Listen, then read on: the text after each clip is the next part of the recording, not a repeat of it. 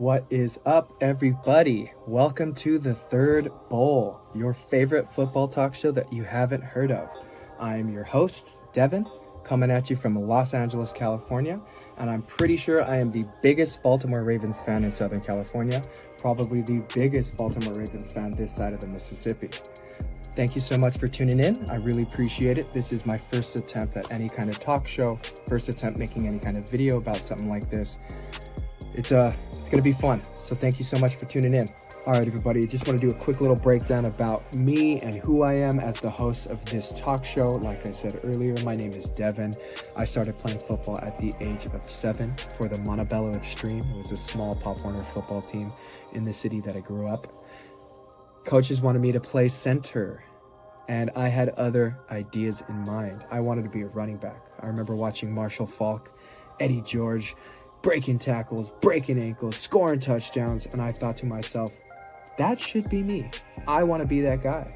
So sure enough, I fought back against the coaches. I decided I want to be a running back no matter what. They finally budged. They finally let me in, and my first handoff, I took that rock all the way to the end zone, and I scored a touchdown on my first play as a running back. Still remember it to this day. Broke the plane, spiked the ball, hands up in the air, flag on the field. I didn't care. It was too much fun. I will never forget that memory. From there, I went on to continue playing this sport. I went on to play high school football for my high school, Don Bosco Tech, over there in Rosemead, California. I played running back, wide receiver, punt returner, kick returner, a little bit of defense, linebacker, corner, safety. But basically, if we needed to score, they got the ball into my hands. It was a lot of fun. It was a blessing because I got to play football with my little brother. He ended up being my quarterback. It was just fantastic. It was a great opportunity. Great memories were made on the Bosco Tech field. And from there, I actually ended up playing a little bit of college football for 1 year at Pitzer College. It's a small Division III school in Claremont, California. Now, I actually didn't play a full year. I was supposed to. I quit the team after about 10 days because I actually tore my ACL in high school. And not that it was a rough recovery. I did have a successful surgery. I did go to physical therapy, and I was able to return to the sport that I love so much. But I just felt that, it was time to hang up the cleats and it was time to pursue a degree. And so I hung up the cleats and I ended up pursuing that degree. Still working on that. So after I decided to play football, I actually kind of stopped watching football altogether. I mean, I did go to Super Bowl parties and celebrated with the family for those events, but I wasn't actively watching like I used to or like how I am now. And, I really missed the sport, and I really only have one person to thank for rekindling this love I have for football and reinvigorating me and encouraged me to watch the sport the way that I do now, and that's Lamar Jackson. I remember watching Lamar Jackson's first game of the season, the 2019 season against the Miami Dolphins, and let me tell you, Ravens flock, you guys know that game. He blew up that defense. He threw for 5 touchdowns. He looked incredible. And after I watched that game, I was hooked. I couldn't stop watching Lamar. I kept looking for these outlandish, crazy spin moves he had and the way that he just flicked his wrist and threw the ball with ease. It was incredible. And from that point forward, I decided, you know what? This is my team. This is my guy. And I've been all in ever since. I've been a big fan ever since. As you can see, I collect jerseys, hats, and merch, beanies. We're all about it now. And yeah, so, I really want to take this love for the sport and this love for the team that I have and really kind of turn it into something more and, just discuss different ideas for the Ravens and different game plans, different schemes and different ideas about who we should draft and who we should, pursue in free agency and things of that nature. So without further ado, allow me to introduce the first segment of this talk show. So first and foremost, guys, we definitely have to talk about last night's nail-biter, heartbreaking wild card loss against the Cincinnati Bengals. Man, was that just tough to watch. Let me tell you, I was on the edge of my seat. I was jumping out of my chair. I was screaming. I was hooting. I was hollering. It was just so fun, so exciting. But ultimately, it did not end the way that we wanted it to end. And I think what really makes this loss hurt that much more is that we all know that the Ravens were the better team last night. The Ravens really were the better team last night. So I was taking a look at some of the stats from last night's game, and I really just want to go over that real quick and just point out, even on paper, the Ravens were the better team. I know there were a couple mistakes here and there, a couple key instances where, the Ravens just couldn't rise to the occasion. And there was a couple, freak incidents, a couple strange happenings that occurred nobody could plan for.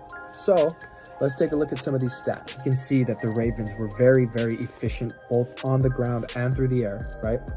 Ravens had 364 total yards. Bengals had 234 total yards, right? 209 yards passing, 155 rushing for the Ravens, to 183 yards passing, 51 yards on the ground for the Bengals. 5.5 yards per play for the Ravens to 4.3 yards per play for the Bengals. We had less penalties for less yards, and we also held the ball for longer than the Bengals. But unfortunately, that's football, right? It happens, Well, we're going to move into a quick little segment in which we discuss the Tyler Huntley 4th and goal over the top QB sneak, right? Did you expect that play to be called? Because I didn't. Why didn't J.K. Dobbins get a chance? Why didn't Gus the Bus get a chance? And why is Tyler Huntley trying to go over the top from 3 feet, 1 yard away, right? Apparently there's chips in footballs. I didn't know this. Raise your hand if you knew this. I didn't. Fans, anybody? I didn't know this. I would be shocked if you knew this, but there's chips in NFL footballs. Didn't know. But, I saw on Twitter, like I'm sure most of you saw, he was 0.6 yards away from the goal line, right? If we do the math, 0.6 yards is 21 inches. He was almost 2 feet away from the goal line. That's just crazy. And I still can't get over that play. That play is going to haunt me for the rest of my life. Up until next season when something else happens like this. Heartbreaking. In those kinds of situations, I definitely think J.K. Dobbins needs to get the ball. El Toro, Dobbins, 0 red zone touches. Unless you count that reception for a touchdown. He didn't even have a shot. He wants to be the lead back. He wants to be RB1. Why is Greg Roman doing this? What is going on here? I don't think I'm the only one in the Ravens flock that thinks this is Greg Roman's last season. I don't think I'm the only one. At the same time, all of us last offseason, thought he was going to get the boot. But sure enough, Harbaugh fought for him for some reason. We have got to change this. Greg Roman needs to be calling plays for a different team. Maybe his son's high school football team. Who knows? Maybe he can go get a offensive coordinator position for the Montebello Extreme, the team I played for. He should not be the offensive coordinator for the Ravens next season. And if he is, it's going to sting. And it's not only going to sting us. Not only is it going to frustrate us, it's going to frustrate the players. Now, I don't know if you guys saw this, but JK came out swinging last night. He made it very clear. He told the media he is disgruntled. He is bothered. He wants to be RB1. He wants to get those shots. And we want to rock with him. We want him to have the rock. We want to see him get into the end zone. We want to see him run hard. But he's not getting that shot. He's not getting that shot. And it hurts. Because, man, he's a great running back. Next season, I would not be surprised if he's top 5, top 3. He's coming back from a, pretty gnarly knee surgery 2 years ago. We got to give him his shot. He's still on his rookie deal. What are we doing? And for the last segment of today's show, we got to talk about Lamar Jackson and his knee injury. I definitely feel for the guy. Like I said earlier, I tore my ACL in high school. It was a scary situation. It happened at practice. I didn't really know what happened up until maybe 2 weeks later when I got a second opinion. And let me tell you, even with the successful surgery and a successful physical therapy regimen, it's tough. It was tough. It was very tough. You know, I was lucky because I don't have to deal with some of these TV personality people coming out with these ridiculous takes. And that's definitely something I want to talk about right now. You know, this guy made a comment. He's a great mobile quarterback in the NFL. I used to look up to him. I watched him a lot when he played for the Falcons and the Eagles. Mike Vick. You know, he came out on the 15th. He said, it's the playoffs. You're 3 games away. Put a brace on it.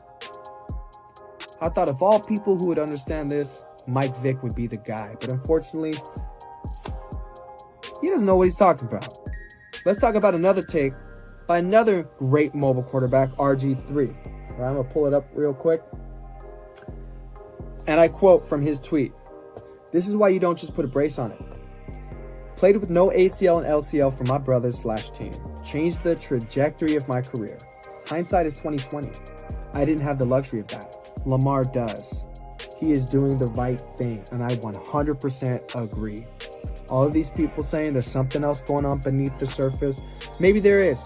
But if Lamar Jackson's going to come out here and tell the world what's really happening, his teammates have his back. His teammates are saying he's limping around the facility. He's still doing his treatments. He's still trying to get right. All these people talking smack, I don't get it. And it needs to stop. It really needs to stop. Lamar Jackson is a great quarterback. Everybody can agree. That's why so many teams want to try and sign him, considering he's going to be a free agent this offseason. It hurts, man. You know, I respect the guy. I love the guy. He's the reason I got back into the sport. And I just want nothing but success for him. I want nothing but health for him. And I really hope he does secure that bag. He does deserve it. And I really hope to God he is a Raven for life. All right, so that's going to wrap things up for the first episode of the Third Bowl, your favorite football talk show that you haven't heard of. I'm your host, Devin. Don't forget to like, comment, subscribe, follow, show some love. You're going to love it. Thank you so much. We'll see you next week.